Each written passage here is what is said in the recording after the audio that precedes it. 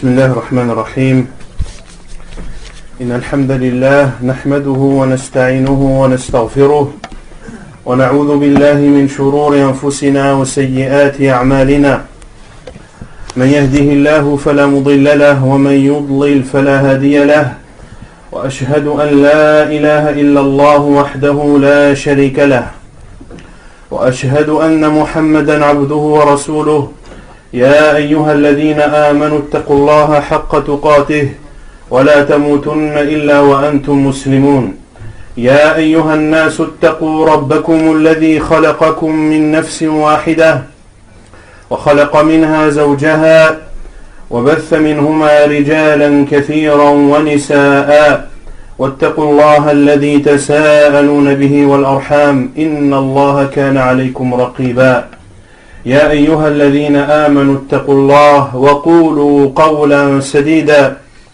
يصلح لكم أعمالكم ويغفر لكم ذنوبكم ومن يطع الله ورسوله فقد فاز فوزا عظيما أما بعد فإن أصدق الحديث كتاب الله تعالى وخير الهدي هدي محمد صلى الله عليه وسلم وشر الأمور محدثاتها وكل محدثة بدعة وكل بدعة ضلالة وكل ضلالة في النار أما بعد. Comme nous avons l'habitude depuis quelques mois maintenant d'avoir dans cette mosquée, qu'Allah subhanahu wa ta'ala la préserve de tout mal, une conférence mensuelle dans lesquelles sont invités divers intervenants qui traitent de divers sujets. Quant à la conférence d'aujourd'hui, bi'idhnillahi tabaraka wa ta'ala, elle sera entièrement en langue française, étant donné qu'il y a beaucoup de choses à dire sur le sujet.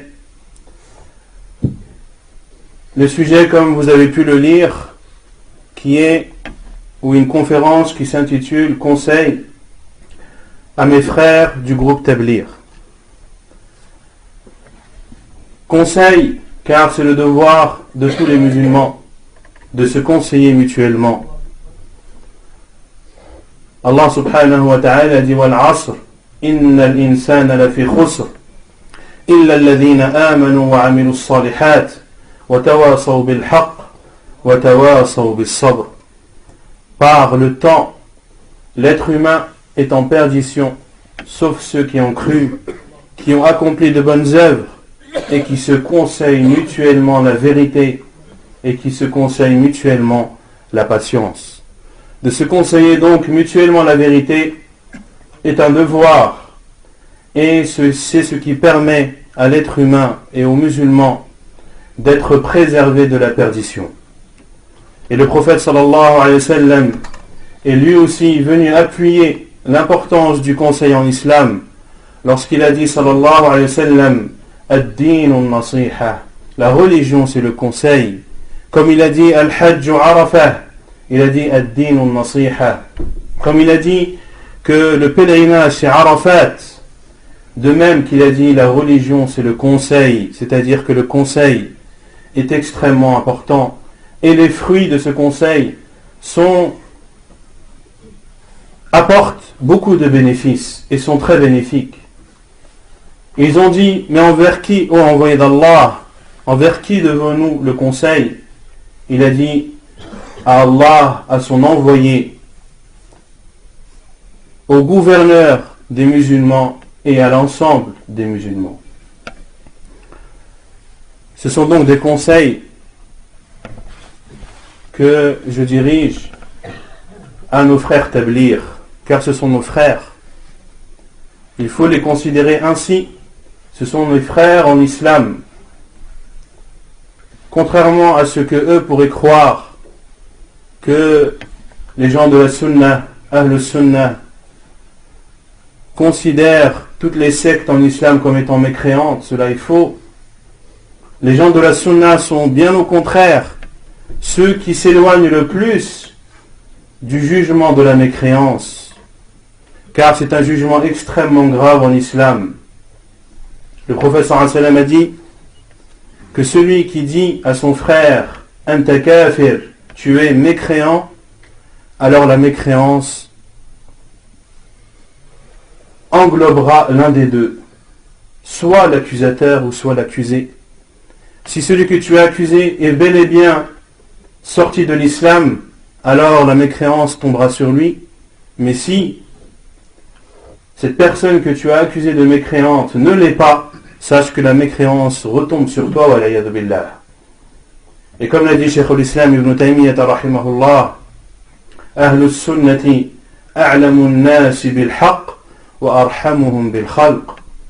Les gens de la sunna sont ceux qui connaissent le mieux la vérité et sont ceux qui sont les plus miséricordieux envers les créatures. Et dans cette parole, Cheikh al-Islam Ibn Taymiyyah rahimahullah n'a pas dit ils sont les plus miséricordieux envers les gens, mais il a dit envers les créatures, qui englobe les djinns, les êtres humains, mais aussi les animaux. C'est donc un conseil, car le prophète sallallahu alayhi wa sallam a dit: ne sera véritablement croyant l'un d'entre vous que lorsqu'il aimera pour son frère ce qu'il aime pour soi-même. Comme nous aimons pour nos personnes de suivre la vérité, d'être guidés sur la voie unique qu'a emprunté le prophète sallallahu alayhi wa sallam et qui nous a enseigné et montré la seule qui emmène au paradis, eh bien, comme je l'aime pour moi, je l'aime aussi pour mes frères. Quant à Jama'at al-Tablir, comme elle est appelée, le groupe des Tablirs, c'est un groupe qui a un fondateur. Ce fondateur s'appelle Muhammad Ilyas al-Kandahlawi al-Diyubandi al-Dahlawi. Muhammad Ilyas al-Kandahlawi, c'est-à-dire qu'il est originaire d'une ville appelée Kandahla. Al-Diyubandi, c'est-à-dire qu'il est issu de l'école Al-Diyuband, qui est une école en Inde, qui a été instituée en 1867. Et ses fondateurs prétendent que c'est le prophète sallallahu alayhi wa sallam qui l'a institué ou qui l'a instauré. Ils disent que c'est le prophète sallallahu alayhi wa sallam qui a instauré cette école. Et ils disent aussi que de temps en temps, le prophète sallallahu alayhi wa sallam ainsi que ses compagnons viennent à cette école pour vérifier les comptes. Wal-'iyadhu billah. C'est un manque de respect immense envers le prophète sallallahu alayhi wa sallam de réduire le prophète sallallahu alayhi wa sallam à un simple comptable.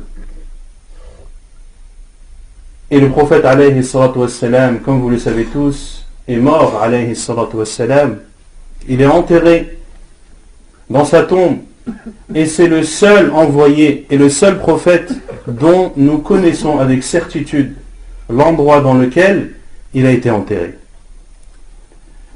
Et c'est une école qui se base sur le madhab hanafi et qui a une aqida, une croyance qui est appelée al-aqidatul maturidiyah.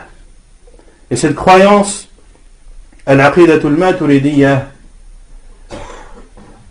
est issue de son fondateur également, al-Maturidi. Et parmi leurs croyances, ils disent que la foi, la foi réside uniquement dans le cœur. Les actes et les paroles ne font pas partie de la foi. Ils disent que la foi n'augmente pas et elle ne diminue pas.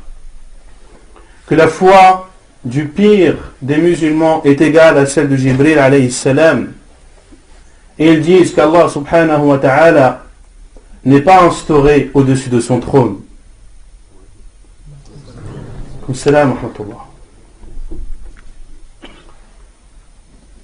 Quant à Muhammad Ilyas, rahimahullah, wa ghafarallahu lana wa lahu, qu'Allah lui fasse miséricorde et qu'il nous pardonne ainsi qu'à lui, il était connu pour suivre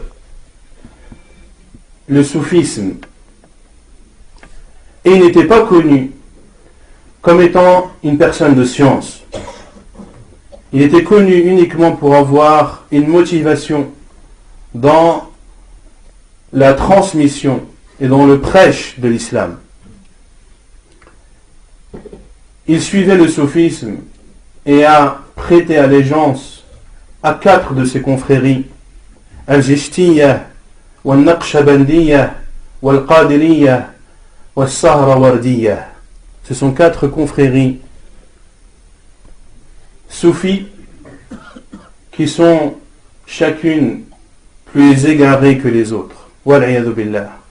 Et Inch'Allah ta'ala, si Allah nous le permet, on essaiera dans de prochaines conférences d'expliquer ce qu'est le soufisme et de montrer également la vérité au grand jour à tous les musulmans pour qu'ils connaissent la réalité du soufisme et ce que le soufisme comporte comme adoration à autre qu'Allah subhanahu wa ta'ala, comme abus, comme exagération sur les personnes et comme innovation, al-ayadu billah.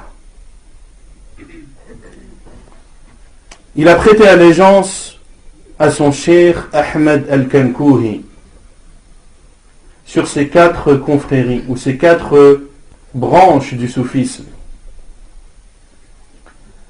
Et lorsque son maître est décédé, avant de décéder, il lui a donné le pouvoir que les gens viennent lui prêter allégeance.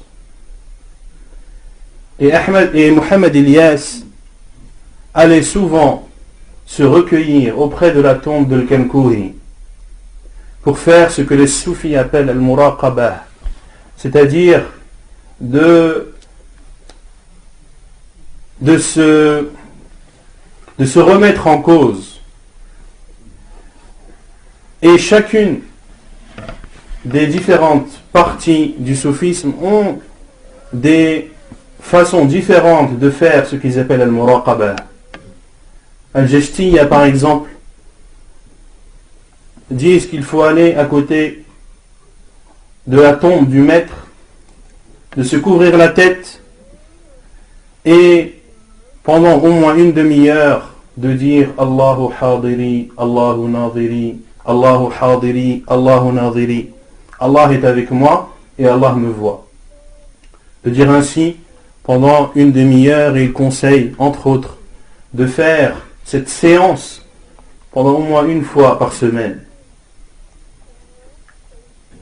Et ceci est très grave. Le fait de considérer que les morts peuvent avoir une influence, et les gens de la sunna savent tous que les morts ne peuvent ni t'apporter un bien, ni te préserver d'un mal. Son fondateur est donc Mohamed Ilyas. Comment a-t-il fondé ce mouvement appelé maintenant At-Tabligh? Il le dit lui-même, comment l'idée lui est venue. Il dit que dans un rêve, il a découvert la façon de faire le tabligh. Et il a senti que on lui a insufflé dans son cœur la parole d'Allah subhanahu wa ta'ala, kuntum khayra ummatin ukhrijat lin-nas. Vous êtes la meilleure des communautés qui est sortie aux gens. Si on traduit textuellement. Et il dit que également ce qui lui a été insufflé, c'est que tu as été envoyé aux gens de la même façon que les prophètes est envoyé.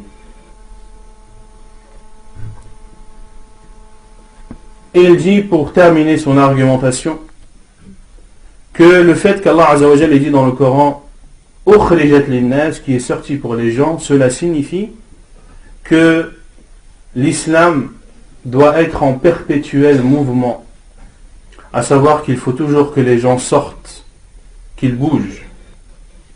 Alors que le sens de ukhrijat lin-nas, comme le disent les exégèses du Coran ou les exégètes du Coran, ukhrijat lin-nas ay udhirat lin-nas, c'est-à-dire que vous êtes la meilleure des communautés qui a été surgie ou qui est apparue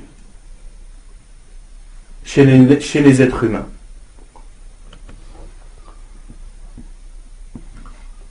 On voit donc que ce groupe, Jama'at al-Tabligh, a été institué ou a été créé à travers un rêve. À travers un rêve, et il faut savoir qu'à l'unanimité des savants, comme le dit Al-Qadi Iyad, bi-ijma' al-ulama, que les rêves, on ne doit pas en déduire des jugements juridiques. Il est interdit en islam, à l'unanimité des savants, de déduire d'un rêve un jugement juridique. Si tu as une question que tu te poses, par exemple, et que dans ton rêve tu vois que tu as fait une chose qui répond à ta question, sache qu'il ne faut pas prendre en compte ce rêve. Mais les rêves sont des bonnes annonces, annoncent des bonnes nouvelles. Et comme l'a dit le prophète sallallahu alayhi wa sallam, le rêve vertueux est une partie de la prophétie. Que le rêve vertueux est une partie de la prophétie. Et il dit aussi, Mohamed Ilyas, il dit, j'ai été ordonné, lorsque j'étais à Médine, après le Hajj, de l'année 1926, j'ai été ordonné de prendre en charge la transmission et le prêche. Et il m'a été dit, nous allons t'utiliser, nous allons faire de toi notre outil de travail. Et il dit, et je suis resté, après avoir ressenti ça, ou après avoir entendu ces paroles, j'ai ressenti de l'énervement, j'ai ressenti un malaise. Comment une personne aussi faible que moi peut accomplir une tâche aussi difficile? Il est alors parti chez son cheikh al-Kankouhi, qui, lorsqu'il lui a raconté cela, a frissonné. Et il a dit, ce sont des émanations de la prophétie qui ont atteint ton cœur. Et ce que tu ressens, cette gêne et ce malaise que tu ressens, est semblable à ce que ressentait le prophète sallallahu alayhi wa sallam lorsque la révélation descendait sur lui.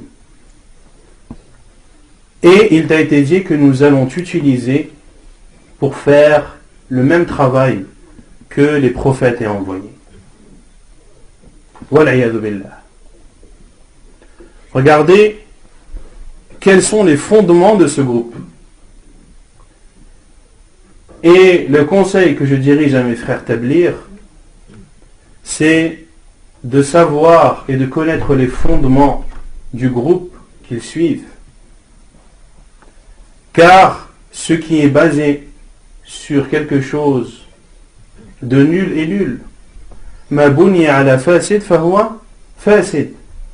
Et si tu veux juger un mouvement, ne juge pas ce mouvement à travers certains de ses partisans, mais il faut que ton jugement soit fondé sur le fondateur de ce mouvement et sur ses bases. Et sur ses bases. Car si l'on juge une chose à travers ceux qui suivent cette chose, c'est une grave erreur. Car cela reviendrait à dire par exemple qu'on pourrait critiquer l'islam juste en critiquant et en jugeant les actes des musulmans. Et combien de personnes ont dit « Je remercie Allah d'avoir connu l'islam avant les musulmans ». L'islam, ses fondements sont saints. Et c'est une religion qui a été légiférée par Allah subhanahu wa ta'ala. Si les musulmans font des erreurs, si les musulmans font des péchés et désobéissent à Allah, cela ne remettra jamais en cause la véracité de l'islam et que c'est la religion, la seule qu'Allah subhanahu wa ta'ala accepte.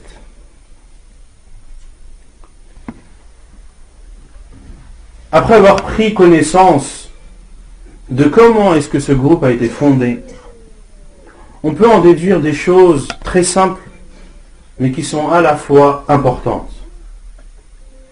On peut en déduire déjà qu'Abu Bakr radiallahu anhu ne faisait pas partie du groupe des Tabligh. On en déduit aussi que les 10 promis au paradis ne font pas partie de Jama'at al-Tabligh. On en déduit aussi que les Tabi'in, Sa'id ibn al-Musayyab, wa Sa'id ibn Jubayr, wa Muhammad Sirin, les grands parmi les Tabi'in ne faisaient pas partie de Jama'at al-Tabligh.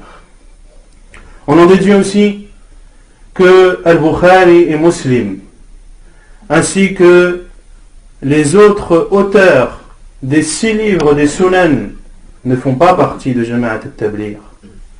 On en déduit aussi que Cheikh al-Islam ibn Taymiyyah et que son élève ibn al-Qayyim, ainsi que l'imam ibn Kathir, ainsi que l'imam al-Shawkani, ainsi que l'imam al-Sam'ani, ainsi que l'imam al-Nawawi, les grands savants de l'islam, ne faisaient pas partie de Jama'at al-Tabligh, car Jama'at al-Tabligh a été fondée bien après.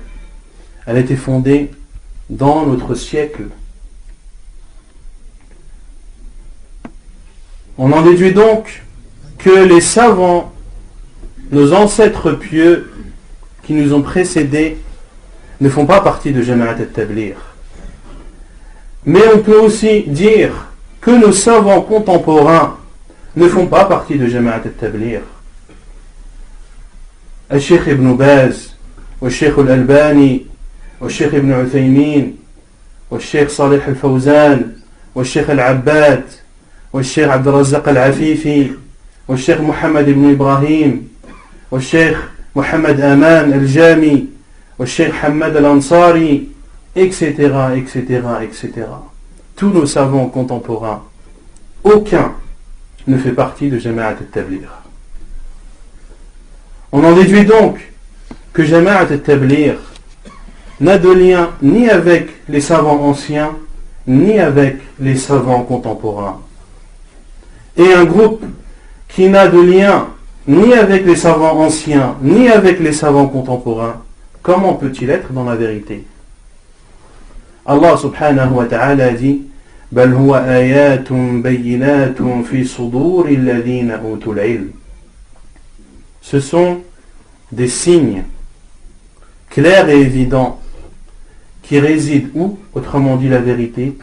Allah Azza wa Jalla dit في صدور الذين أوتوا العلم, dans les poitrines de ceux à qui Allah a accordé la science, autrement dit les savants. Sache que ce sont eux qui transportent la vérité dans leur poitrine. Et si un groupe ne comporte pas de savants et que les savants ne font pas partie de ce groupe, sache, cher frère en islam, que ce groupe est dévié et qu'il est loin, très loin de la vérité. Et ce groupe Jama'at al-Tabligh a été fondé sur 6 piliers, ce qu'ils appellent as-sifat as-sitt. La première, c'est la bonne parole qui est la ilaha illallah. La deuxième, c'est le fait d'accomplir la prière en étant concentré et craintif. Le troisième de ces piliers est la science avec le rappel. Le quatrième de ces piliers est le fait d'être généreux avec les musulmans. Le cinquième qui est la sincérité et le sixième qui est le fait de sortir dans le sentier d'Allah. Ce sont ce qu'ils appellent as-sifat as-sitt. Celui qui entend ces 6 piliers peut dire mais masha'Allah, ce sont des bonnes choses. Comment osez-vous contredire cela? La ilaha illallah, la prière, la science, le rappel, être généreux avec les musulmans, la sincérité et sortir pour appeler Allah. Comment osez-vous contredire ou critiquer des personnes qui suivent ces 6 points? La réponse est si seulement ils suivaient ces 6 points.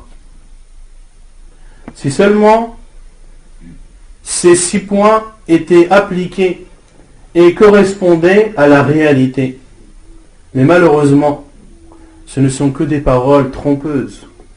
Des paroles qui trompent justement les adeptes de ce groupe.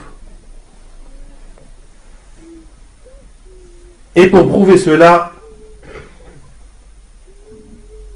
on va commencer par le premier pilier, qui est la bonne parole, la ilaha illallah. Il n'y a de vraie divinité qui ne mérite d'être adorée qu'Allah. Comment est-ce que Jama'at al-Tabligh explique Kalimat al-Tawhid, la parole d'unicité? Ils disent, il n'y a point de Dieu qu'Allah. Le seul qui donne la pourvoyance c'est Allah. Le seul créateur c'est Allah. Le seul gouverneur des cieux et de la terre c'est Allah. Et ils disent également que la ilaha illallah signifie إخراج اليقين الفاسد وإحلال محله اليقين الصحيح. C'est d'enlever du cœur la mauvaise certitude et de la remplacer par la bonne certitude. Point final. Voilà comment Jama'at al-Tabligh explique la parole la ilaha illallah. Et celui qui réfléchit et qui médite sur cette explication, que c'est le fait de sortir la mauvaise certitude du cœur et de la remplacer par la bonne, on voit que cette parole n'a de lien qu'avec l'unicité de la Seigneurie, Tawhid al-Rububiyyah. Or, cette même unicité de la Seigneurie, les pires des polythéistes croyaient en cela. Al-Mushrikoun, au temps du prophète sallallahu alayhi wa sallam, attestaient et croyaient et avaient la certitude que Allah subhanahu wa ta'ala était leur créateur, qu'Allah subhanahu wa ta'ala était leur pourvoyeur, qu'Allah azza wa jal était le seul gouverneur. Ils en avaient la certitude. Mais ils adoraient d'autres divinités en dehors d'Allah. Comme le dit Allah azza wa jal, Ma na'buduhum illa liyuqarribuna ila Allahi zulfa. Nous ne les adorons, c'est-à-dire ces divinités, que pour qu'elles nous rapprochent plus d'Allah. Donc ils croyaient en Allah. Est-ce que cela a fait d'eux des musulmans? Bien au contraire. Cela a fait d'eux les pires des non-musulmans. Et le prophète sallallahu alayhi wa sallam les a combattus. Et Allah azza wa jal, dans beaucoup de versets du Coran, atteste que les polythéistes croyaient en Allah. Comme le dit Allah azza wa jal, وَلَئِنْ سَأَلْتَهُمْ مَنْ خَلَقَ السَّمَاوَاتِ وَالْأَرْضِ وَسَخَّرَ الشَّمْسَ وَالْقَمَرَ لَيَقُولُنَّ اللَّهُ. Et si tu les questionnais, c'est-à-dire des polythéistes, qui a créé les cieux et la terre, et qui gère ou a mis à disposition le soleil et la lune, ils te répondront, c'est Allah. Et il dit aussi subhanahu wa ta'ala dans surat al-Zukhruf, وَلَئِنْ سَأَلْتَهُمْ مَنْ خَلَقَهُمْ لَيَقُولُنَّ اللَّهُ. Et si tu les questionnais, qui les a créés, ils répondront, c'est Allah. Ce groupe de Jama'at al-Tabligh donc n'appelle pas à la vraie unicité. Il n'appelle pas à adorer Allah azza wa jal seul sans ne rien ne lui associer.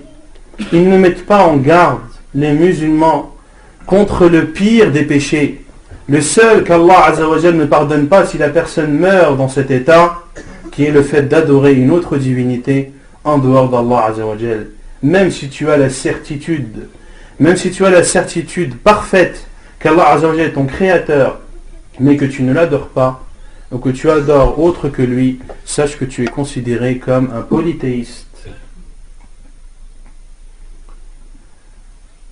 Et on voit dans ce groupe Jama'at al-Tabligh beaucoup de contradictions avec le Tawhid. Comme on l'a vu, ce que faisait Mohammed Ilyas lorsqu'il allait se recueillir et méditer auprès de la tombe de Al-Kankouhi. Et la preuve la plus flagrante que ce groupe de Jama'at al-Tabligh n'appelle pas à l'adoration d'Allah seul sans ne rien ne lui associer et qu'il ne lui accorde pas d'importance, c'est le fait qu'il y a à proximité de leur markaz, de leur QG en Inde, à proximité de ce QG, il y a un endroit appelé Nizamuddin. Et c'est un endroit dans lequel les gens adorent autre qu'Allah subhanahu wa ta'ala. Un lieu plein de tombes que les gens visent et pour lesquels ils espèrent le bien et ils espèrent que les habitants de ces tombes leur épargnent des mal, wal'iyadu billah, à proximité de leur QG. Si c'était des personnes qui appelaient à l'unicité d'Allah Azza wa Jal, ils commenceraient à balayer devant leur porte avant de parcourir les quatre coins du monde. Et dans leurs livres, également, on constate qu'ils n'appellent pas à l'adoration d'Allah Azza wa Jal seul, sans ne rien de lui associer. Comme dans leur livre Tabligh Nisab, qui est un livre que Jama'at al-Tabligh, un des fondateurs de Jama'at al-Tabligh, a écrit et qui est destiné essentiellement aux non-arabophones. Et dans ce livre, qui a été traduit en toute langue, sauf la langue arabe, un livre qui a été traduit en toute langue, sauf en langue arabe. Pourquoi ?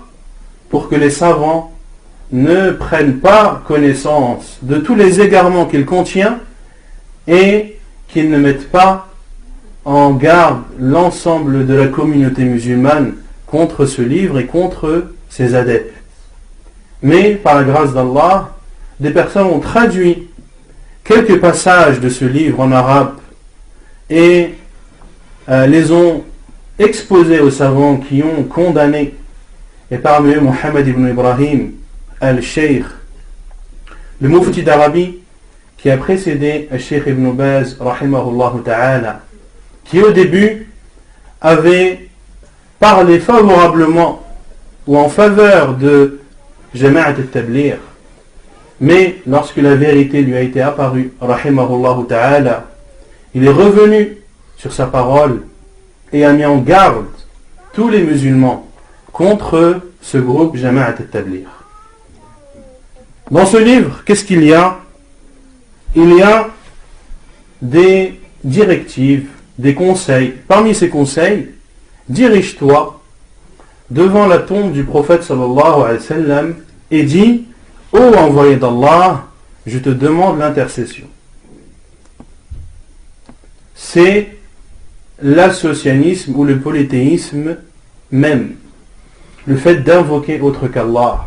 Tu ne dois invoquer personne en dehors d'Allah, ni un prophète, ni un ange, ni un saint, ni un vertueux, ni quoi que ce soit. Allah Azza wa Jalla a dit: Ud'ouni astajib lakum. Invoquez-moi et je vous répondrai. Ils disent: dirige-toi vers la tombe du prophète et dis: ô envoyé d'Allah, je te demande l'intercession. Donc tu invoques le prophète sallallahu alayhi wa sallam. Pour que l'invocation soit juste, il faut dire: ô Allah, fais que le prophète sallallahu alayhi wa sallam intercède en ma faveur. Pourquoi t'adresses-tu au prophète sallallahu alayhi wa sallam, qui est une créature qui est morte sallallahu alayhi wa sallam et qui ne t'entend pas? Le prophète sallallahu alayhi wa sallam ne t'entend pas quand tu lui parles. Pourquoi invoques-tu quelqu'un qui ne t'entend pas? Dans ce livre également, il y a le fait ou un récit, le récit de Ahmed al-Rifa'i. Dans les années 600, était à Médine, et le prophète sallallahu alayhi wa sallam a sorti sa main de sa tombe afin que Ahmed al-Rifa'i puisse l'embrasser, et ceci sous l'œil de 80 000 personnes. Ceci sous l'œil de 80 000 personnes. Dans ce livre aussi, également, il y a le fait que la Kaaba, quelquefois, va chez certains vertueux dans l'endroit où ils se trouvent. Ce ne sont plus les gens qui vont vers la Kaaba, mais c'est la Kaaba qui va à eux. Et dans ce livre aussi, on y trouve des récits sur le fait que la Kaaba s'est plaint à Allah, s'est plaint à Jibril, et a parlé que l'un d'entre eux a entendu que la Kaaba a dit: oh Allah, je me plains à toi, oh Jibril, je me plains à toi, les gens tournent autour de moi mais sont distraits, ils rigolent, ils parlent. S'ils ne s'arrêtent pas, je tomberai pierre après pierre. La Kaaba pour eux parle. Également, dans ce livre, Tablir et Nisab, il y a le récit d'un homme qui était à Médine et qui avait faim. Il avait tellement faim qu'il est parti devant la tombe du prophète sallallahu alayhi wa sallam. Et il a dit: ô envoyé d'Allah, je suis ton invité. Il dit: puis j'ai été pris d'une somnolence et j'ai vu le prophète sallallahu alayhi wa sallam me donner un morceau de pain. Je l'ai alors mangé, j'ai mangé une partie de ce pain, puis je me suis réveillé et dans ma main il y avait l'autre morceau de ce pain. Vous voyez que dans ce livre, qui n'est pas n'importe quel livre, c'est un livre reconnu chez Jama'at al-Tablir, un livre qui a été écrit pour que les gens suivent ses directives.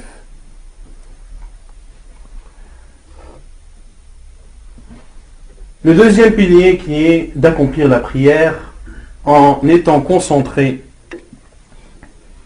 et avec humilité. Il faut savoir que Jama'at al-Tablir se base uniquement sur 2 livres, ou 3 si on compte Tablir et Nisab. Hayat al-Sahaba et Riyad al-Salihin. Hayat al-Sahaba qui a été aussi écrit par un fondateur également de Jama'at al-Tablir, la vie des compagnons si on traduit, qui est plein, rempli de fausses histoires, au point que certains mashayikh ont dit que les 2 tiers de ce livre sont faux. Et ils ont aussi, ou ils utilisent le livre Riyad al-Salihin de l'imam al-Nawawi rahimahullah, qui est un des meilleurs recueils de hadith rassemblés, comme le disent les savants, même s'il y a dans ce livre une 50aine de hadiths faibles qu'il faut prendre en considération. Mais dans ce livre, ils ne prennent ou ils ne lisent que 2 chapitres, les mérites du rappel et les mérites du Coran. Ils n'ont donc pas de livre sur lequel ils se baseraient pour apprendre la façon de prier du prophète sallallahu alayhi wa sallam. Pour cela que celui qui côtoie Jama'at al-Tablir et qui connaît et qui les connaît verra qu'ils ne savent pas prier. Ils ne prient pas comme le prophète sallallahu alayhi wa sallam. Ils font énormément d'erreurs dans leur prière. Et en fonction de l'endroit où ils se trouvent et du pays dans lequel ils vivent, ils prient selon le madhab de ce pays. Ils prient selon le madhab de ce pays. S'ils sont dans un pays qui suit le madhab maliki par exemple, vous verrez l'établir prier comme le madhab al-maliki. Et on peut même constater des personnes qui sont restées des années au sein de ce groupe, qui prient comme priait son père, qui prie comme priait son père. Ils sont donc loin de faire la prière comme celle du prophète sallallahu alayhi wa sallam, alors que le prophète alayhi salatu wa sallam a dit Sallu kama ra'aytumuni usalli, priez comme vous m'avez vu prier. Quant à la science, avec le rappel al-ilmu ma'a dhikr, il y a dans cette phrase une offense à la science. Le fait de restreindre la science uniquement au dhikr, au rappel. La science est bien plus vaste que cela. Al-ilm, la science religieuse, est bien plus vaste que cela. Pour cela que celui qui connaît Jama'at al-Tabligh et les adeptes de ce groupe verra qu'ils n'accordent pas d'importance à la science ni aux savants de l'islam. Ils n'accordent d'importance ni à la science ni aux savants de l'islam. Et lorsque l'on discute avec eux et qu'on leur dit vous citez dans vos 6 bases as-sifat as-sit la science, ils disent oui, mais attention, il y a 2 types de science. Il y a ilm al-taqwa et ilm al-fatwa. Il y a la science de la piété et il y a la science de la fatwa. Autrement dit, des jugements juridiques. Et ils disent, nous, la science qui nous concerne, c'est la science de la piété. Ce n'est pas la science de la fatwa. Ils disent aussi, la science est de 2 sortes. Il y a ilm al-aqlam wa ilm al-aqdam. Il y a la science de la plume et la science des pieds. Nous, c'est la science des pieds et les autres, c'est la science de la plume. Ils disent aussi, il y a la science, c'est ilm al-fada'il wa ilm al-masail. C'est la science des mérites et la science des jugements. Nous, la science qui nous intéresse, c'est la science des mérites. Quant à la science des fatwas, quant à la science de l'écriture, quant à la science des jugements juridiques, nous n'y accordons pas d'importance. Et il y a dans cela un rabaissement de la science et des savants. Car le but de cette différenciation ou de cette division de la science, en disant la science de la plume et la science des pieds, ou la science de la piété et la science de la fatwa, c'est pour dissocier les adeptes de ce groupe à la science et aux savants. Car s'ils apprennent la science et s'ils retournent aux savants, alors la vérité apparaîtra à grand jour et ils sauront que la voie qu'ils ont suivie n'est pas la bonne. Ce sont des points étudiés à l'avance qui ont pour but de confiner les gens, de les mettre dans une bulle dans laquelle ils n'auront pas de relation avec le monde extérieur. Et ils donnent plusieurs métaphores. Ils disent le savant est comparable à un puits. Qui va dans le puits? C'est celui qui a besoin de boire. Il va dans le puits, il jette son seau, il prend l'eau et il l'utilise.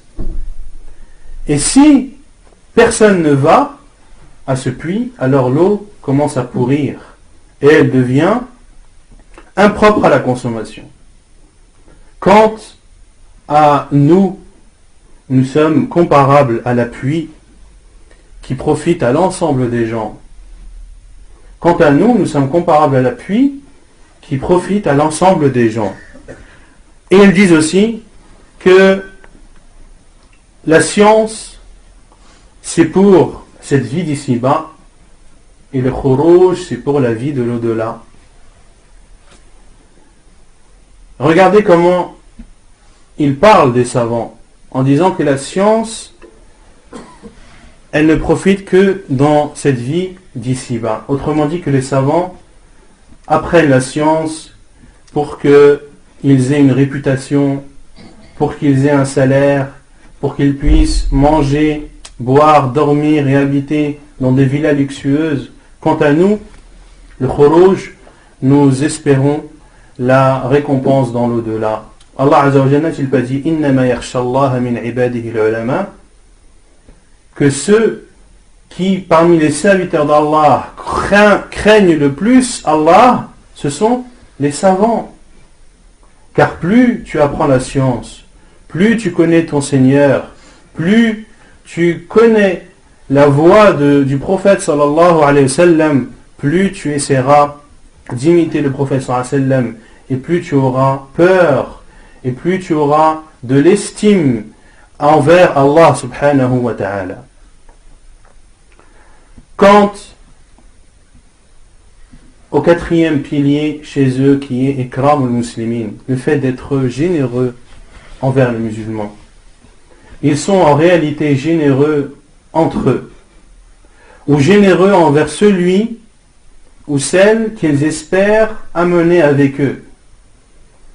Mais par Allah, s'ils savent que tu es contre eux, s'ils savent que tu mets en garde les musulmans contre eux, ils ne seront pas généreux envers toi.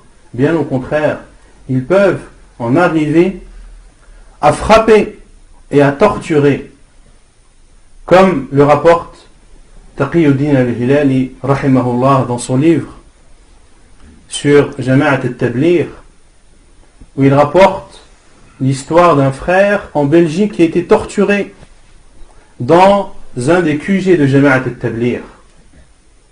Et il a eu peur de porter plainte, de peur de représailles. Et combien de frères ont été agressés par ces gens de Jama'at al-Tabligh. Et même Cheikh Salim al-Hilali, un des élèves de Cheikh al-Albani rahimahullah, raconte dans son livre Al-Jama'at al-Islamiyya que lorsque son livre est sorti, que le groupe de Jama'at al-Tabligh, car il les a cités dans son livre, n'était pas content des critiques. Ils ont d'abord refusé le débat, mais finalement ils l'ont accepté. Et Cheikh Salim al-Hilali est parti avec certains frères dans leur markaz afin de débattre sur les points sur lesquels ils n'étaient pas d'accord. Et Cheikh était entièrement disponible pour traiter, pour répondre à leurs questions. Et lorsqu'il est arrivé, c'est Cheikh lui-même qui le raconte, et lorsque je suis arrivé, ils m'ont vu et ils ont dit c'est lui, c'est lui. Et ils sont venus et ont couru vers moi pour me frapper. Et si ce n'était pas quelques frères qui étaient là pour me protéger, pour me défendre, ils auraient eu ce qu'ils voulaient. Donc, la générosité envers les musulmans, ce n'est pas une réalité, mais ils sont plutôt généreux entre eux et généreux envers les personnes qu'ils espèrent ramener à eux. Et on le voit, même personnellement moi je le vois, des sourires qui, lorsque ils voient ton visage, ils s'assombrissent. Alors que quelques secondes avant, il était souriant car il parlait à une autre personne. Donc il faut se méfier et ne pas être dupé par ces paroles qui ne sont pas traduites par des actes. Le cinquième pilier qui est l'ikhlas, qui est la sincérité. Quant à ce pilier, la sincérité, il faut dire une chose, c'est que effectivement on ressent et on peut constater que les adeptes de Jama'at al-Tabligh sont sincères, comme le disent certains mashayikh, et la preuve c'est qu'ils n'appellent pas à des fonctions, ou ils ne proposent pas aux gens des bénéfices à tirer de cette vie d'ici-bas, que ce soit de l'argent ou que ce soit des biens. Non, ils ne sont pas motivés par les biens de cette vie d'ici-bas.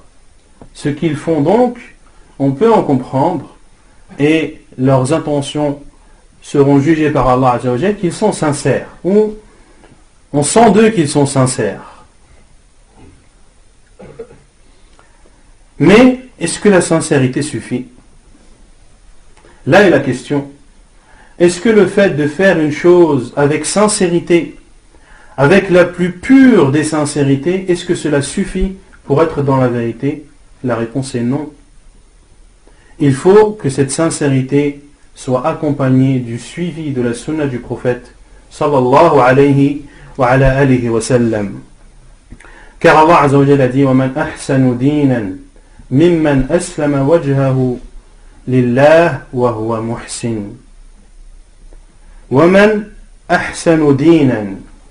Y a-t-il une religion meilleure que celui qui s'est soumis ou qui a soumis sa face à Allah subhanahu wa ta'ala et qui a été bienfaisant?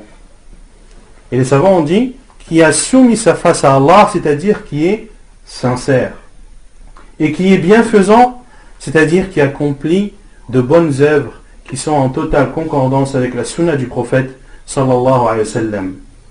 Et Allah Azza wa Jalla dit aussi فَمَنْ كَانَ يَرْجُو لِقَاءَ رَبِّهِ فَلْيَعْمَلْ عَمَلًا صَالِحًا وَلَا يُشْرِكْ بِعِبَادَةِ رَبِّهِ أَحَدًا.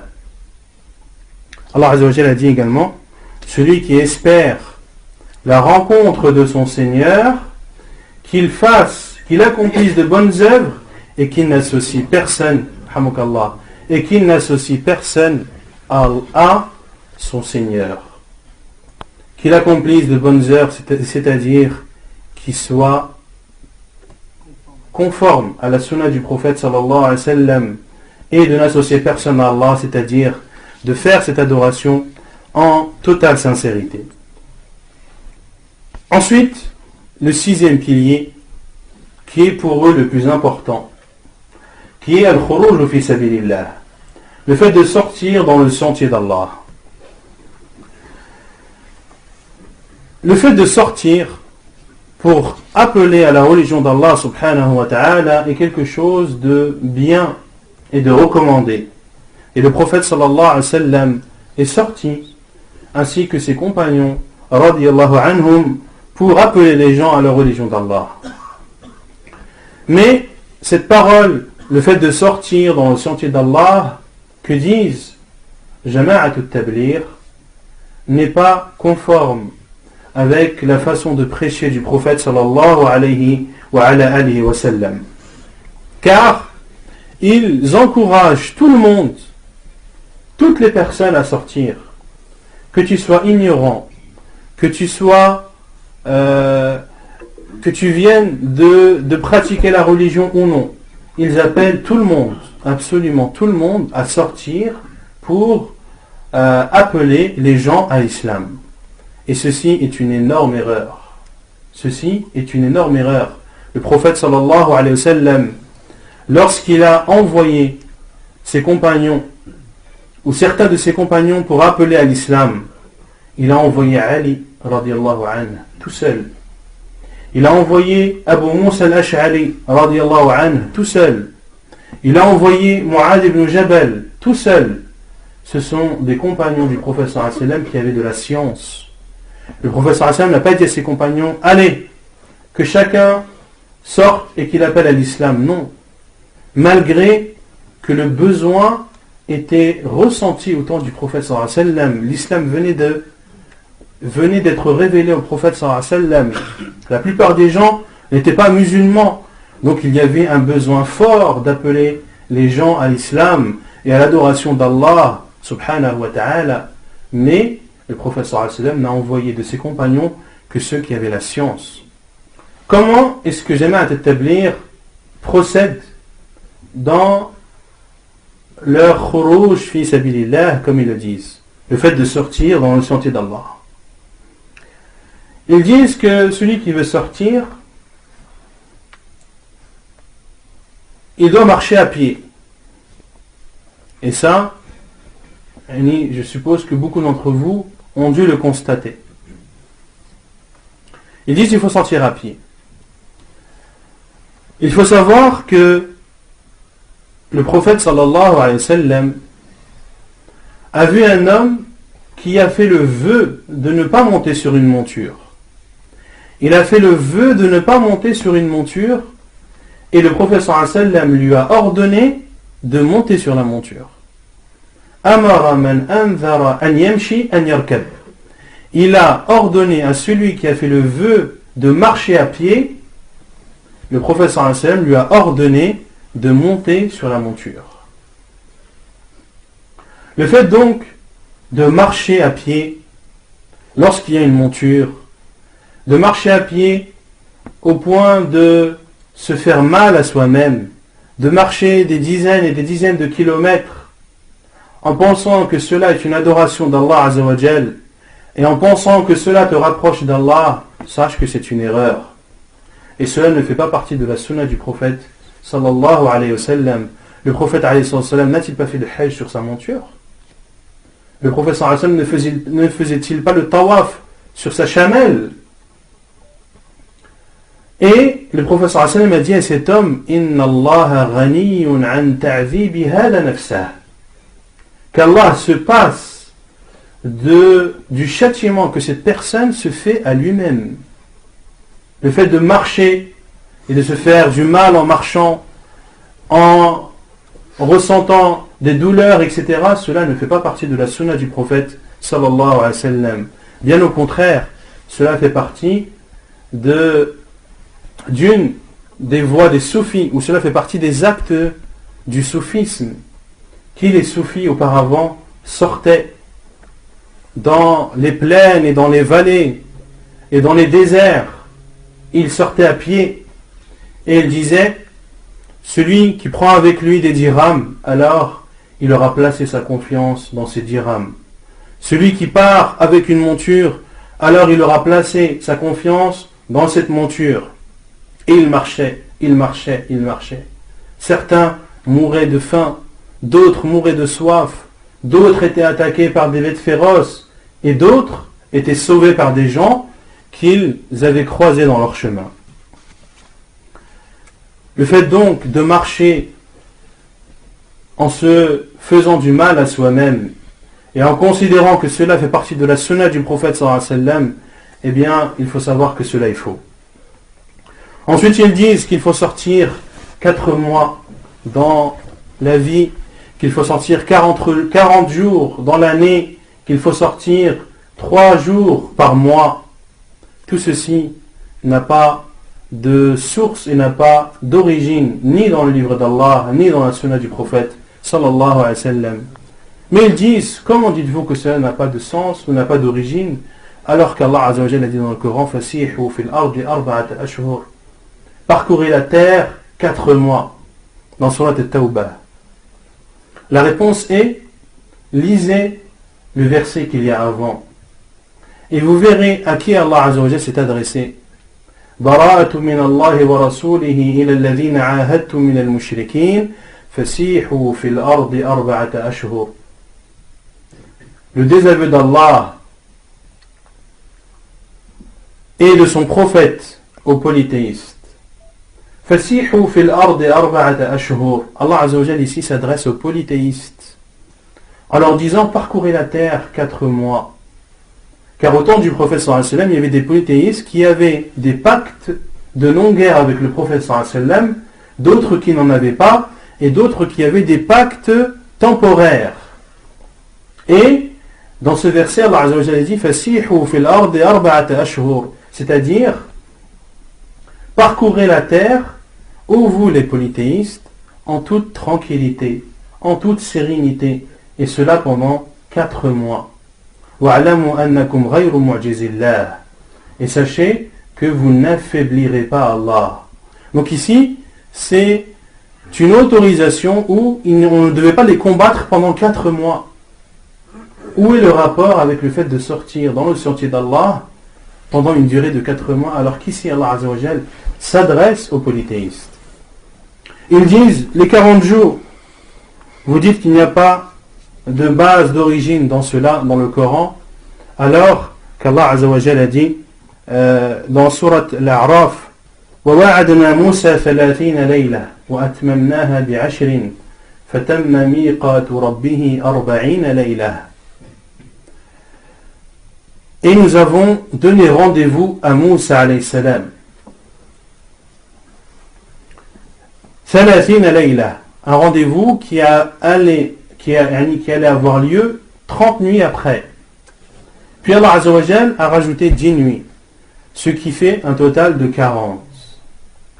Ici Allah Azza wa Jal s'est adressé à Moussa alayhi salam en lui donnant un rendez-vous, car Allah Azza wa Jal auparavant avait préservé et épargné les fils d'Israël, ceux qui ont suivi Moussa alayhi salam, de Pharaon et de ses tortures. Et Allah Azza wa Jal, pour combler de bienfaits les fils d'Israël, avait décidé de révéler et de leur révéler un livre qui est At-Tawrah. Et il a donné rendez-vous à Moussa alayhi salam 30 nuits, puis Allah Azza wa Jal en a rajouté 10, dont 40 nuits, pour que Moussa alayhi salam se prépare à ce rendez-vous. Et lorsque le rendez-vous est arrivé, Moussa alayhi salam est parti et a dit à son frère Haroun, وقال موسى لأخيه هارون اخلفني في قومي وأصلح ولا تتبع سبيل المفسدين. Prends le relais envers mon peuple et fais le bien et ne suis pas la voie des oppresseurs. Où est le rapport entre les 40 jours de Jama'at al-Tabligh? Ils disent les 3 jours. Allah Azza wa Jalla dit فَقَالَ تَمَتَّعُوا فِي دَارِكُمْ 3 أَيَّامٍ. Jouissez de vos biens dans vos demeures pendant 3 jours. La réponse est, cela a été cité dans le peuple de Salih alayhi salam, qui a dit à son peuple هذه ناقة الله لكم آية فذروها تأكل في أرض الله ولا تمسوها بسوء فيأخذكم عذاب قريب فعقروها فقال تمتعوا في داركم 3 أيام. Salih alayhi salam a dit à son peuple Thamoud, هذه ناقة الله لكم آية, cette chamelle est pour vous un signe d'Allah Azza wa Jal. فذروها تأكل في أرض الله, laissez-la manger dans la terre d'Allah. ولا تمسوها بسوء, et ne lui faites pas de mal. فيأخذكم عذاب قريب, car si vous faites cela, un châtiment rapide viendra. فعقروها, ils l'ont alors égorgé. Et Salih alayhi salam a dit فعقروها فقال تمتعوا في داركم 3 أيام. Profitez et jouissez de vos biens dans vos demeures 3 jours encore. Qu'est-ce que ça veut dire? Ça veut dire profitez des 3 jours qui vous restent à vivre avant que le châtiment d'Allah Azza wa Jal ne vienne vous atteindre. Et le châtiment est bien sûr venu au moment où Salih alayhi salam l'avait informé. Où est le rapport entre les 3 jours dans la maison et les 3 jours de Jama'at al-Tabligh? Vous devez vous en douter tous, il n'y en a absolument aucun. Et c'est là où on se rappelle la règle en islam qui est istadil thumma a'taqid wa la ta'taqid thumma tastadil fatadil. Regarde d'abord les preuves, puis crois. Et ne crois pas, puis rechercher les preuves, car tu t'égareras. Un musulman suit et adore Allah Azza wa Jal avec science, c'est-à-dire que avant de faire quelque chose, tu dois d'abord en avoir la preuve.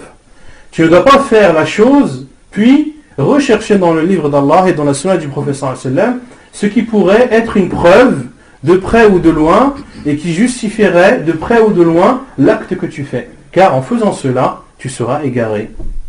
Et c'est ce qu'ont fait Jama'at al-Tabligh. Ils ont d'abord instauré, ou leur groupe a d'abord été instauré, puis ils ont recherché dans le livre d'Allah et dans la sunna du prophète sallallahu alayhi wa sallam ce qui pourrait être une preuve et ce qui pourrait justifier les actes qu'ils font. Et cela est un moyen d'égarement évident. Il faut d'abord avoir la preuve, puis adorer. Ils ont al-jawlah. Qu'est-ce que le jawlah? C'est le fait de sortir, appeler les gens après salat al-asr, les appeler à assister au discours qui aura lieu à la mosquée après Salat al-Maghrib, ce qu'ils appellent al-Bayan. Mais cette jawla, ce n'est pas une sortie comme les autres. C'est une sortie qui doit suivre des règles bien précises et qui doit se faire d'une manière bien précise. Tout d'abord, il faut au minimum être 3. Il faut qu'il y ait al-Amir, il faut qu'il y ait al-Dalil et il faut qu'il y ait al-Mutakallim. Il faut qu'il y ait l'émir, le responsable. Il faut qu'il y ait al-Dalil, c'est-à-dire celui qui connaît les lieux et celui qui connaît les gens, qui va pouvoir dire au groupe, voilà où il faut aller, voilà où il ne faut pas aller. Et al-Mutakallim, celui qui parle.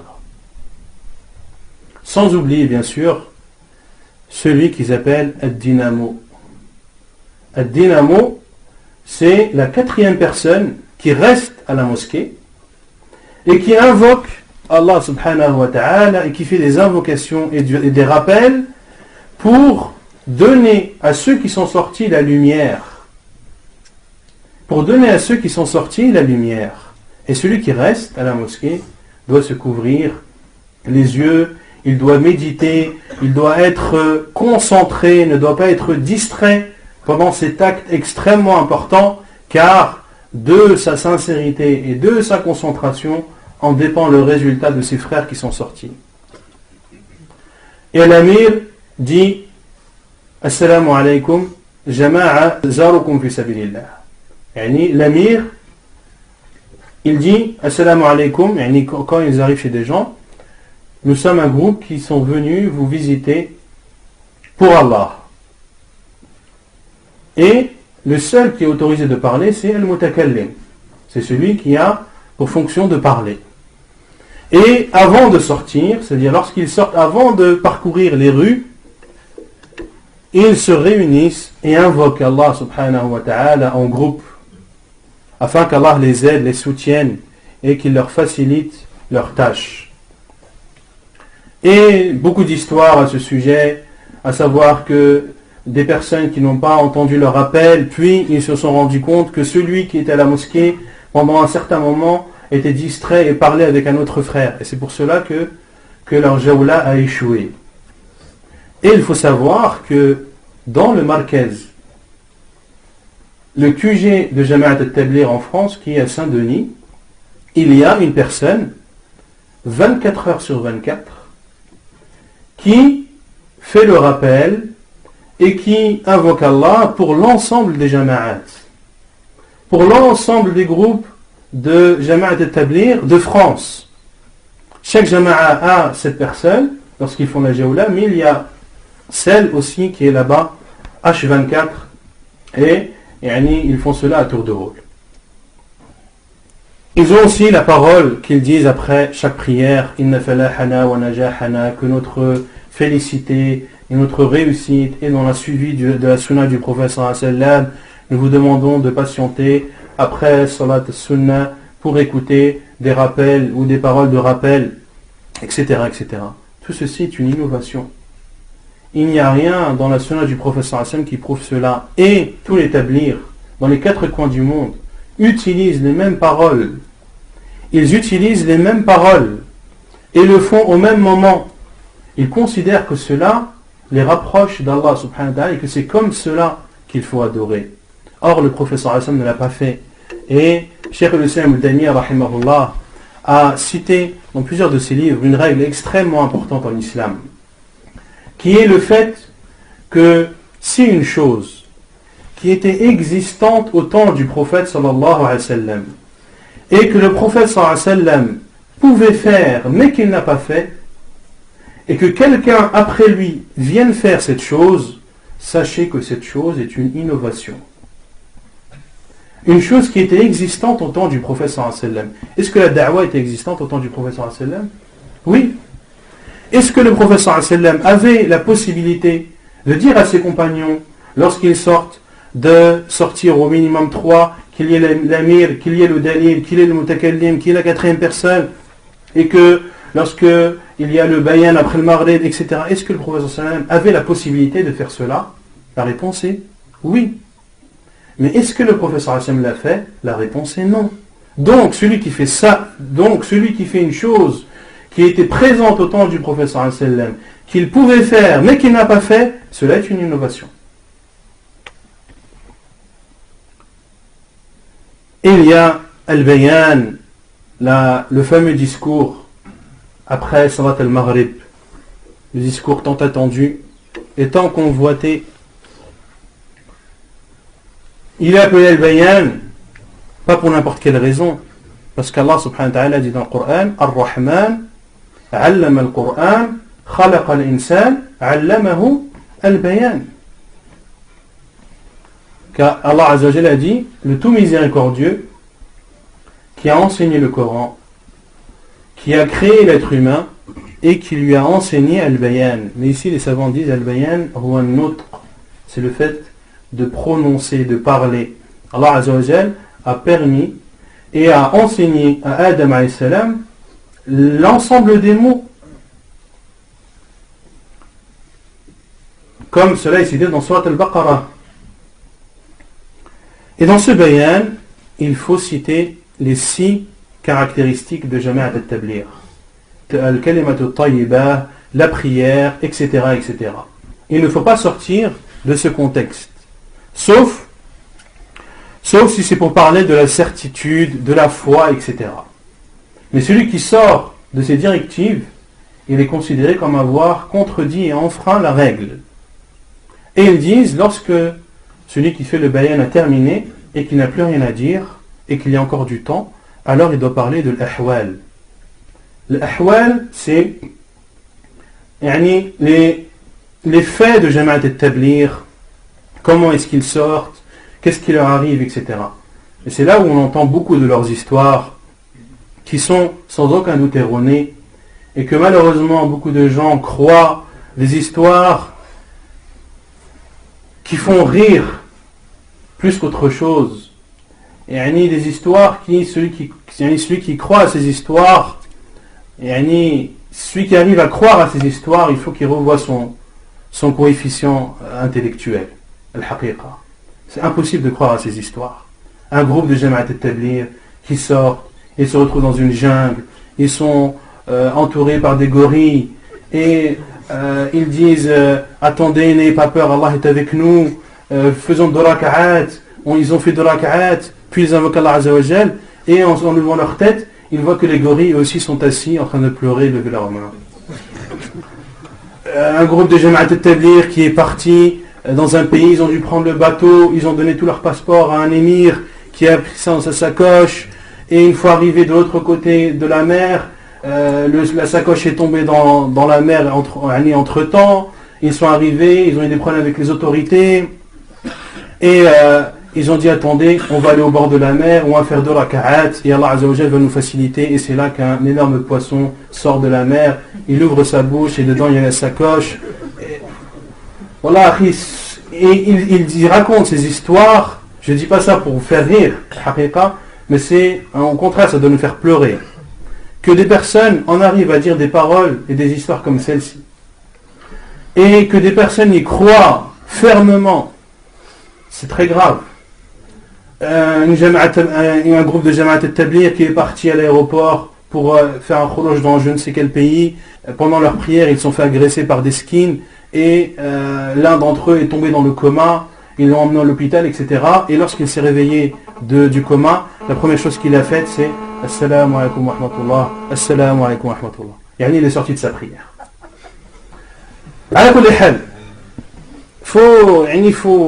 C'est pour cela que la science, comme le dit Ibn al-Qayyim, c'est Qala Allah, Qala Rasuluhu, Qala Sahaba.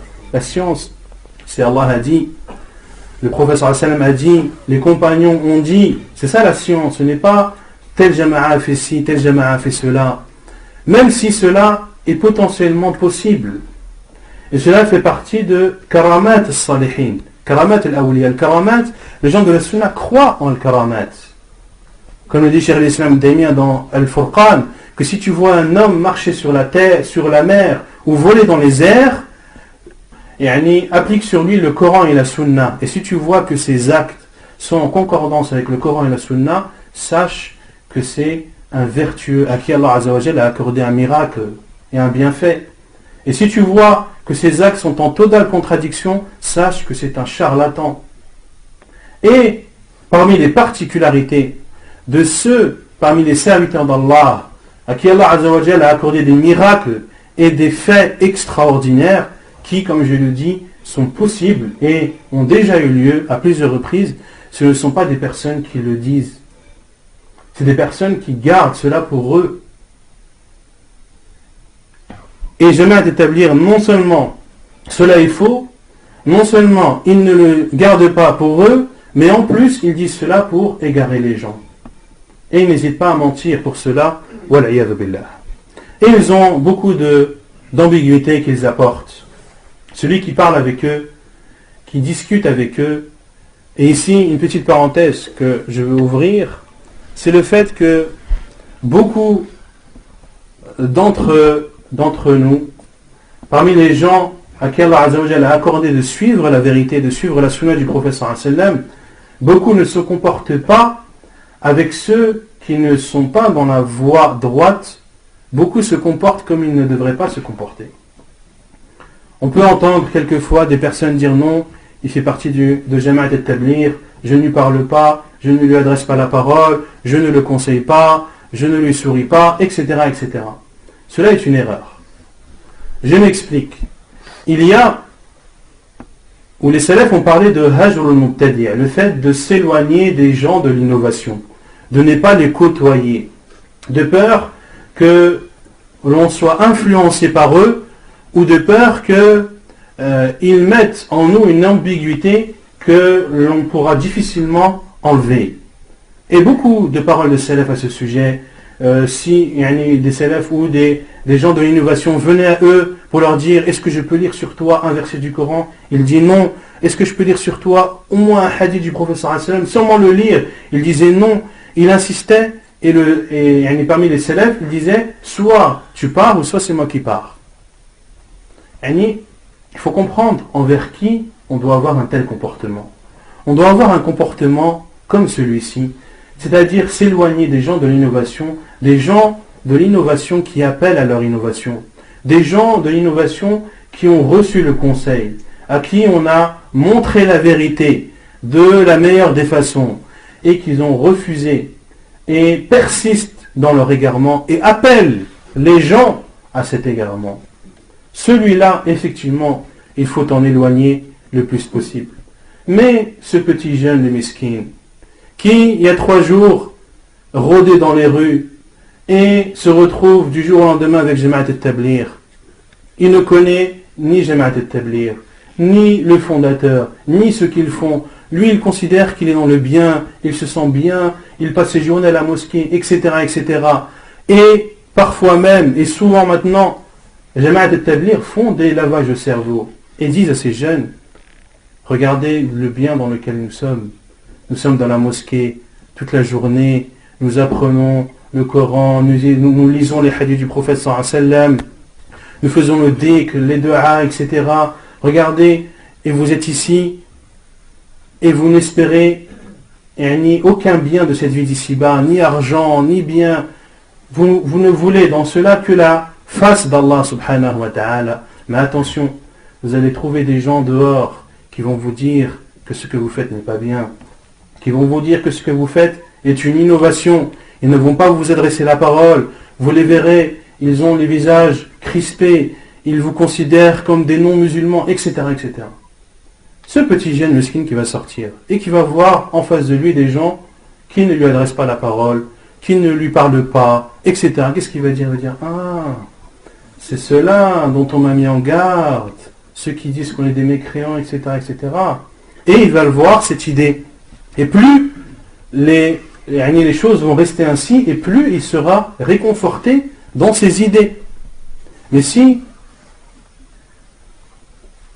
la personne va vers lui et parle avec lui avec gentillesse, lui explique la sunna du prophète sallallahu alayhi wa sallam, comment est-ce qu'il faut faire la da'wa, etc., etc., en lui expliquant qu'il ne veut que son bien, qu'il ne veut lui aussi ni argent, ni quoi que ce soit, mais qu'il veut seulement la guider de son frère, et qu'en aucun cas il le considérait comme un non-musulman. Que va faire ce jeune? Il va dire, mais attends, c'est pas ce qu'on me dit, moi.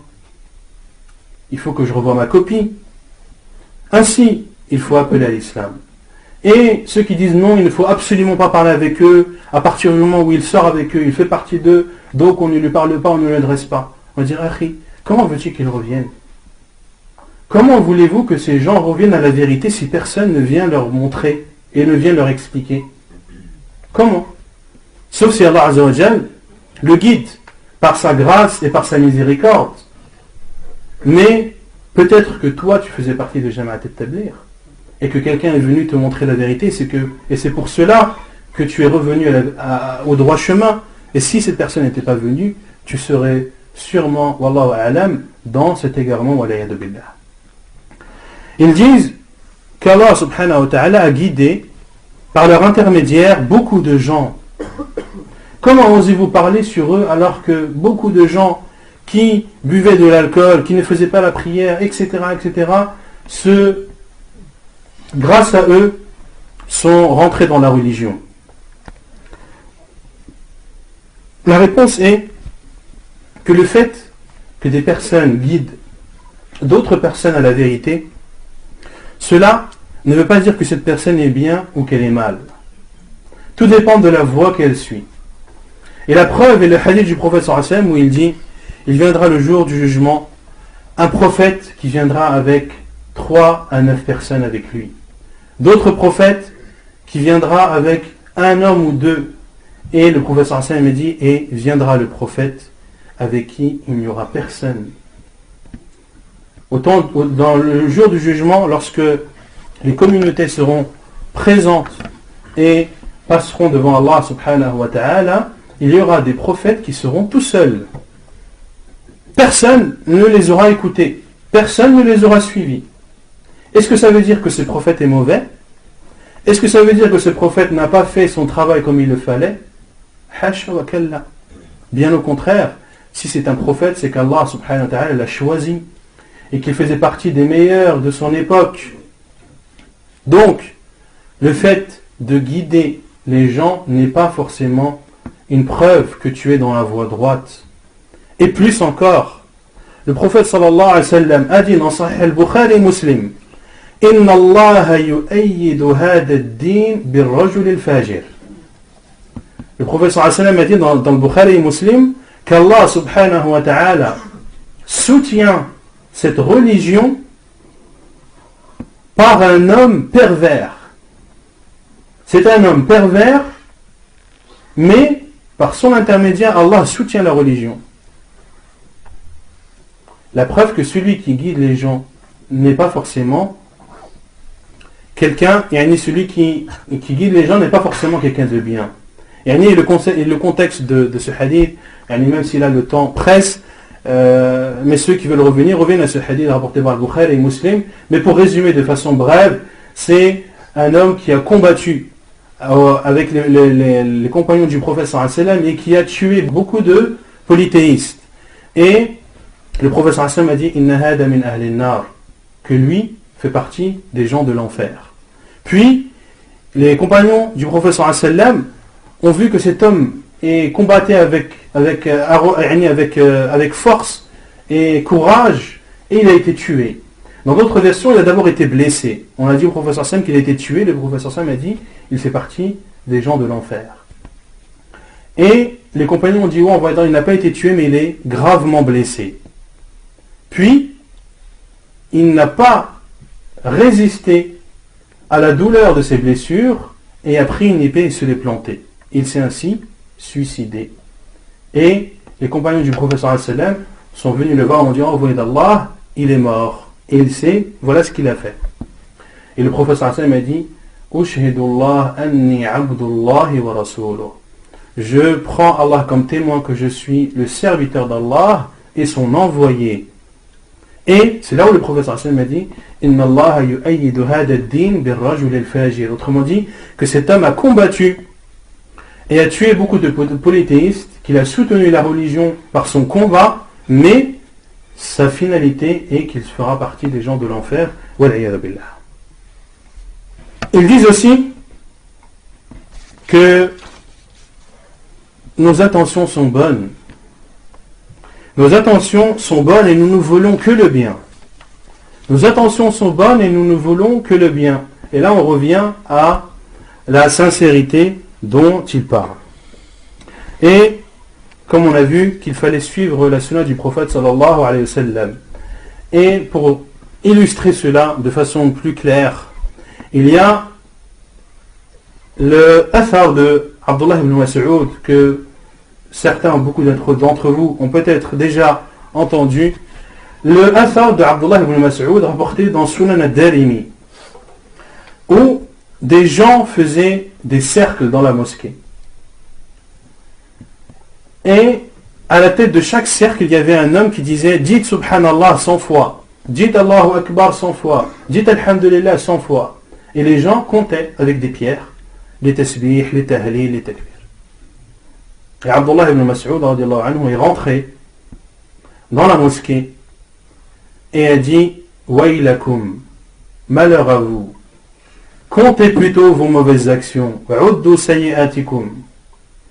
Voilà ou voici les ustensiles du prophète sallallahu alayhi wa sallam qui ne sont pas encore cassés. Voilà ces vêtements qui ne sont pas encore usés. Et voilà autour de vous ces compagnons qui sont encore vivants. Soit vous êtes dans une voie qui est meilleure que la voie de Muhammad, ou bien alors vous avez ouvert une porte vers l'égarement. Et ils ont dit, par Allah, ou Abu Abdurrahman, qui était la kunya d'Abdullah ibn Mas'ud, Ma aradna illa al-khayr. Nous ne voulons que le bien. Si nous nous réunissons de la sorte dans la mosquée, en faisant ce dhikr, en faisant ce nombre bien précis, nous ne voulons que le bien et nous rapprocher d'Allah. Et Abdullah ibn Mas'ud radiallahu anhu a dit, Wa kam min muridin lil khayr la yusibuh. Et combien de personnes qui veulent le bien mais qui ne l'atteignent pas? Combien de personnes veulent le bien, sont sincères, mais ce qu'ils font n'est pas conforme. Et le fait que cela soit sincère et qu'ils veulent le bien ne justifie pas leur acte et ne fait pas de leur acte un acte pieux. Bien au contraire, c'est un acte rejeté. Comme l'a dit le prophète sallallahu alayhi wa sallam, Man amila amalan laysa alayhi amruna, celui qui fait un acte sans qu'il y ait notre commandement, fahuwa rad, il est rejeté. C'est-à-dire qu'il n'est pas accepté d'Allah subhanahu wa ta'ala. Ils disent également, lorsque l'on sort avec Jama'at al-Tabligh, on ressent une foi qui augmente, on ressent une douceur dans le cœur, on ressent une sensation qui est très paisible. La réponse est, supposons que cela est vrai. Cela est sans aucun doute une ruse du diable. Car le diable fait en sorte que l'innovateur ressent un bien-être, ressent sa foi augmenter pour qu'il persiste dans son égarement.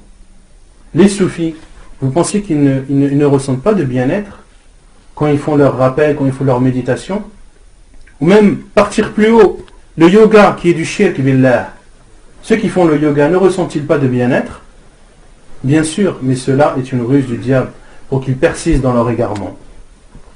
Et dans Sunan Abi Daoud, Zaynab, la femme de Abdullah ibn Mas'ud, avait mal à l'œil. Et elle allait chez un juif qui lisait sur elle, et lorsqu'il lisait sur elle, elle sentait que l'état de son œil s'améliorait. Elle n'avait plus mal. Et Abdullah ibn Mas'ud a condamné son acte. Et elle a dit, mais quand je vais chez lui, je n'ai plus mal. Et Abdullah ibn Mas'ud a dit, c'est un diable qui est dans ton œil et qui te fait mal jusqu'à ce que tu ailles chez ce juif, il arrête de te faire mal et tu penses que tu es guéri alors que tu ne l'es pas. Et les salafs aussi rapportent cela dans leurs livres, comme l'imam Ibn Battah dans son livre Al-Ibana et l'imam Al-Harawi dans son livre Zamm al-Kalam. Ils disent que le diable fait en sorte que la personne ressente une douceur, ressente un bien-être lorsqu'il est dans son innovation. Et celui qui suit la sunna du prophète sallallahu alayhi wa sallam et qui suit les directives d'Allah subhanahu wa ta'ala, il n'aura pas besoin de tout cela. Si on ne ressent pas toutes ces sensations, c'est à cause de nos péchés. C'est à cause de nos désobéissances. Si notre cœur a durci, c'est parce qu'on n'a pas suivi l'islam comme il le faut. Allah Azza wa Jalla n'a-t-il pas dit لو أنزلنا هذا القرآن على جبل لرأيته خاشعا متصدعا من خشية الله. Si nous avions révélé ce Coran sur une montagne, tu l'aurais vu s'humilier par la crainte d'Allah. Une montagne, s'humilier, fondre devant le Coran. Donc celui qui suit la sunna du prophète sallallahu alayhi wa sallam et suit les directives n'a pas besoin de faire ce genre de choses pour adoucir son cœur. Abu Bakr radiallahu anhu n'était pas un soufi, il était encore moins un tablighi, mais lorsqu'il priait, il ne pouvait pas prier à cause de ses pleurs. Radiallahu anhu. Donc, si les personnes ressentent cette dureté, il faut la remédier, non pas avec l'innovation, mais avec la sunna du prophète sallallahu alayhi wa ala alihi wa sallam. Et ils disent aussi que vous critiquez Jama'at al-Tabligh, mais vous n'êtes jamais sorti avec eux. Comment pouvez-vous critiquer une chose alors que vous ne la connaissez pas? La réponse est effectivement, celui qui juge quelque chose, il doit la juger en parfaite connaissance de cause. Comme le disent les savants, al-hukmu 'ani shay far'un 'an tasawwurihi. Le fait de juger une chose, eh bien, implique le fait de bien la comprendre et de bien la schématiser. Mais est-ce que le fait de juger une chose et de la comprendre, est-ce que le fait de la comprendre veut dire qu'on doit la faire par nous-mêmes? Est-ce que pour comprendre une chose, je suis obligé de la faire par moi-même? La réponse est non. Il suffit qu'une personne de confiance t'apporte une information pour que tu l'acceptes. Et si l'on disait cela, alors les savants n'auraient pas le droit de répondre aux questions liées aux monstrues et aux lochis, car eux ne connaissent pas les monstrues et les lochis. Donc le fait que des personnes de confiance t'apportent une information, cela suffit pour faire un jugement ou pour en baser un jugement. Allah Azza wa Jalla dit Ya ayyuhalladhina amanu in ja'akum fasiqun binaba'in fatabayyanu. Ô vous qui avez cru, lorsqu'un pervers vous apporte une information, alors vérifiez-la. Et l'imam Ibn Kathir rahimahullah dans son tafsir a dit, on comprend de cela que si une personne de confiance vient nous rapporter une information, que nous n'avons pas besoin de la certifier. On doit vérifier l'information qui émane d'un pervers. Cela veut dire que nous n'avons pas besoin de vérifier l'information qui provient d'une personne de confiance. Et tout ce que j'ai dit sur Jama'at al-Tabligh, ce ne sont pas une, deux, trois personnes de confiance, mais des centaines et des milliers de personnes de confiance qui rapportent ces faits. Ce sont même Jama'at al-Tabligh eux-mêmes qui avouent cela. Et c'est aussi des personnes qui avant étaient avec ce groupe et qui sont revenus. Certains sont restés 8 ans, comme Cheikh Saad al-Hussein, comme le cite Cheikh al-Fawzan, hafidahullah, il est resté 8 ans avec eux. D'autres qui sont restés 5 ans, Aïd Sherifi, en Algérie, est resté, je crois, plus de 12 ans avec eux. Et ce n'était pas n'importe qui, c'était leur tête. C'était leur tête. Et il est revenu à la vérité, walhamdulillah, à la voie droite, et met en garde contre eux, et il fait partie maintenant, après avoir fait partie des personnes qu'ils aimaient le plus, fait partie maintenant des personnes qu'ils détestent le plus. Aïd Sherifi est détesté par Jama'at al-Tabligh, car il connaît tous leurs secrets. Il connaît toutes leurs innovations, car il était à leur tête pendant plus de 10 ans. Ils disent aussi que pourquoi nous critiquez-vous alors que nous sommes extrêmement nombreux? Et certains même disent alors que nous faisons partie parmi les groupes musulmans, al-Jama'at al-Islamiyya, celles qui ont le plus d'adeptes, ou celles dont les personnes suivent le plus. La réponse est, supposons qu'effectivement, vous faites partie de ces groupes musulmans qui sont suivis par la plus grande majorité des musulmans, même si cela n'est pas vrai. Mais supposons que cela soit vrai. Est-ce que la quantité est une preuve d'être dans la vérité? Est-ce que le fait d'être extrêmement nombreux, d'être des millions et des milliards, prouve que l'on est dans la vérité? La réponse est non, et 1000 non. Et plus encore, Allah Azza wa Jal n'a jamais fait l'éloge de la grande quantité dans son livre. Bien au contraire, il l'a condamné. Et il l'a méprisé. Allah Azza wa Jal a dit wa in tuti' akthara man fil ard yudilluka an sabilillah. Et si tu suis la plupart des gens sur terre, ils te guideront ou ils te dévieront? Ils te dévieront du sentier d'Allah. Ils te dévieront du sentier d'Allah. Et Allah Azza wa Jal dit dans plusieurs versets du Coran وَلَكِنَّ أَكْثَرَ النَّاسِ لَا يَعْلَمُونَ وَلَكِنَّ أَكْثَرَ النَّاسِ لَا يَشْكُرُونَ وَلَكِنَّ أَكْثَرَ النَّاسِ لَا يُؤْمِنُونَ. Mais la plupart des gens ne savent pas, mais la plupart des gens ne sont pas reconnaissants, mais la plupart des gens ne sont pas croyants. Et il dit aussi subhanahu wa ta'ala فَأَبَى أَكْثَرُ النَّاسِ إِلَّا كُفُورًا فَأَبَى أَكْثَرُ النَّاسِ إِلَّا كُفُورًا. La plupart des gens s'obstinent à être mécréants. Dans Surat Al-Isra, la plupart des gens s'obstinent à être mécréants. Donc, la grande quantité n'a jamais été une preuve d'être dans la vérité, on n'a jamais été une preuve de bien. Et comme on l'a vu précédemment, il y aura le jour du jugement des personnes ou des prophètes qui viendront seuls sans que personne n'ait cru en leur message. Et Allah Azza wa Jal, bien au contraire, a fait l'éloge de la petite quantité. وَقَلِيلٌ مِّنْ عِبَادِيَ الشَّكُورِ. Et très peu de mes serviteurs sont reconnaissants. Et il dit subhanahu wa ta'ala concernant Hud وَمَا آمَنَ مَعَهُ إِلَّا قَلِيلٌ. Et ceux qui ont cru ou n'ont cru en lui que très peu. Très peu ont cru en Hud alayhi salam. Donc c'est quelques ambiguïtés que j'ai listées, mais bien sûr il y en a beaucoup d'autres, et à chacune de leurs ambiguïtés, il y a une réponse. Comme l'a dit Cheikh al-Islam Taymiyya, les gens de l'innovation qui utilisent des preuves, dans cette même preuve, il y a une preuve contre eux. Dans cette même preuve, il y a une preuve contre eux.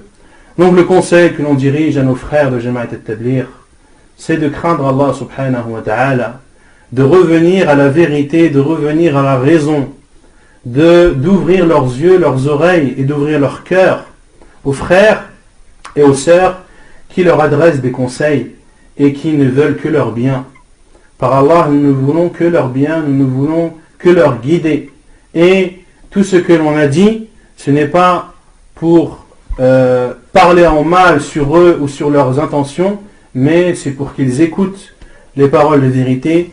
Et ceux qui ne les suivent pas, c'est pour que cela soit un rappel aussi pour eux de connaître le mal et de connaître le bien. Comme l'a dit Al-Sha'ir, عرفت الشر لا للشر لكن لتوقيه ومن لم يعرف الشر من الخير يقع فيه. Tu connais le bien du mal, non pas pour le mal, mais c'est pour ne pas y tomber. Et celui qui ne différencie pas le bien du mal tombe dedans, c'est-à-dire dans le mal. Donc, il est important aux musulmans de connaître le bien, mais de connaître aussi le mal pour s'en préserver et pour ne pas en être la victime. Donc le conseil que l'on dirige à nos frères, c'est de craindre Allah Azza wa Jal et de suivre la sunna du prophète sallallahu alayhi wa sallam, de ne pas être adepte de ce groupe qui est en toute franchise un groupe innové. Et les savants de l'islam, à notre époque, ont mis en garde contre le fait de sortir avec ce groupe, Cheikh Ibn Baz, même si certains disent que Cheikh Ibn Baz est pour, oui, il disait au début que il disait du bien de Jama'at al-Tabligh, mais Cheikh Ibn Baz, rahimahullah, est revenu et il a une dernière fatwa qui met en garde contre Jama'at al-Tabligh. Cheikh Ibn Uthaymin, Cheikh al-Albani, Cheikh Abdul Razzaq al-Afifi, Cheikh al-Ghudayyan, Cheikh al-Fawzan, les savants, tous les savants de l'islam, des 4 coins du monde ont mis en garde contre Jama'at al-Tabligh et ont montré leur égarement et le fait qu'ils ne suivent pas la sunna du prophète sallallahu alayhi wa sallam. Il y a dans cela un rappel pour celui qui est doué d'intelligence. Il y a dans cela un rappel pour celui qui est doué d'intelligence. On conseille à nos frères de revenir à la vérité. Et j'allais dire à nos frères et sœurs, mais oui, il faut dire maintenant à nos frères et sœurs, car malheureusement, les sœurs aussi sortent fi sabilillah. Il y a maintenant aussi le khuruj pour les femmes. Cela n'est pas restreint aux hommes, mais aux femmes maintenant. Donc on dit à nos frères et sœurs de revenir à la raison, de revenir à la vérité et de suivre la sunna du prophète sallallahu alayhi wa sallam, car c'est la seule voie qui pourra apporter leur félicité et leur victoire, et le fait de persister dans l'innovation en pensant que cela les rapproche d'Allah subhanahu wa ta'ala, même s'ils se sentent bien, etc. Il faut qu'ils cassent cette sensation et il faut qu'ils demandent la protection d'Allah subhanahu wa ta'ala contre le diable, car en persistant ils penseront qu'ils se rapprocheront d'Allah azza wa jal, mais bien au contraire ils s'en éloigneront. نسأل الله تبارك وتعالى أن يرينا الحق حقا وأن يرزقنا اتباعه وأن يرينا الباطل باطلا وأن يرزقنا اجتنابه. Nous demandons à Allah azza wa jal de nous montrer la vérité et de la suivre, et nous demandons à Allah azza wa jal de nous montrer le mal et de nous en abstenir. وصلى الله وسلم وبارك على نبينا محمد وعلى آله وصحبه أجمعين وآخر دعوانا أن الحمد لله